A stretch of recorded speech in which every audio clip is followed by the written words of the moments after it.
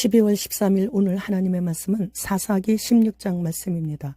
18절로 22절 말씀.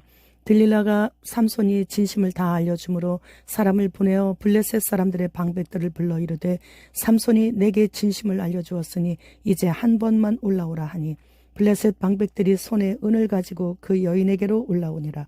들릴라가 삼손에게 자기 무릎을 베고 자게 하고 사람을 불러 그의 머리털 7가닥을 밀고 괴롭게 하여 본즉 그의 힘이 없어졌더라. 들릴라가 이르되 삼손이여 블레셋 사람이 당신에게 들이닥쳤느니라 하니 삼손이 잠을 깨며 이르기를 내가 전과 같이 나가서 몸을 떨치리라 하였으나 여호와께서 이미 자기를 떠나신 줄을 깨닫지 못하였더라. 블레셋 사람들이 그를 붙잡아 그의 눈을 빼고 끌고 가사에 내려가 놋줄로 매고 그에게 옥에서 맷돌 돌리게 하였더라.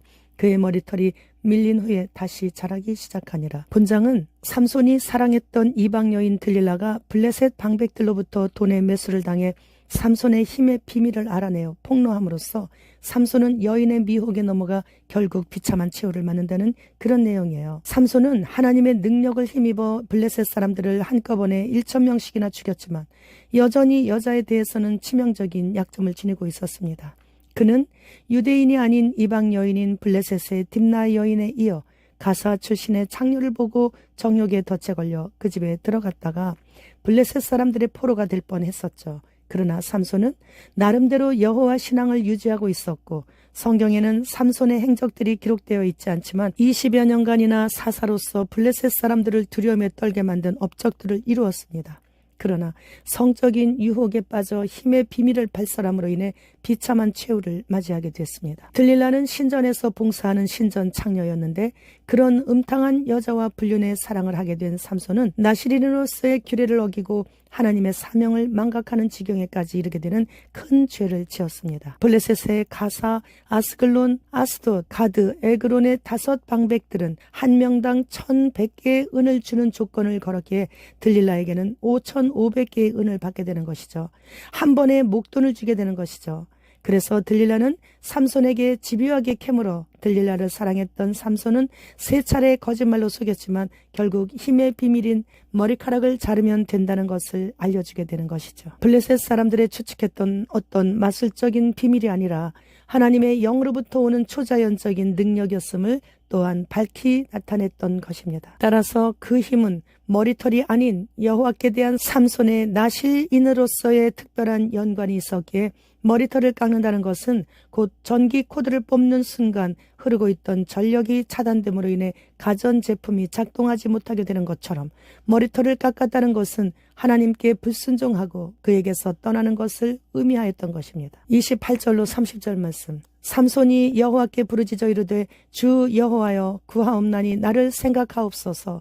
하나님이여 구하옵나니 이번만 나를 강하게 하사 나의 2 눈을 뺀 블레셋 사람에게 원수를 단번에 갚게 하옵소서 하고 삼손이 집을 버틴 2 기둥 가운데 하나는 왼손으로 하나는 오른손으로 껴 의지하고 삼손이 이르되 블레셋 사람과 함께 죽기를 원하노라 하고 힘을 다하여 몸을 굽히매 그 집이 곧 무너져 그 안에 있는 모든 방백들과 온 백성에게 덮이니 삼손이 죽을 때에 죽인 자가 살았을 때에 죽인 자보다 더욱 많았더라. 따라서 블레셋이 멸망하게 된 원인은 바로 삼손에 의해 블레셋의 모든 방백들이 모여 자신들의 신인 다곤인 여호와 하나님을 이겼다고 이를 기념하기 위한 큰 제사를 드리려고 모였을 때 삼손은 자신으로 인해 여호와 하나님께서 모독을 받으신다는 죄책감에 한 번만 강하게 해달라고 요청한 후 기둥을 쓰러뜨려 그들과 함께 죽게 된 것이기에 삼손의 죽음은 이스라엘의 구원과 하나님의 영광을 위한 위대한 죽음으로 평가되는 것이에요. 블레셋은 이때 모든 지도자들과 방백들이 모두 다 죽었기 때문에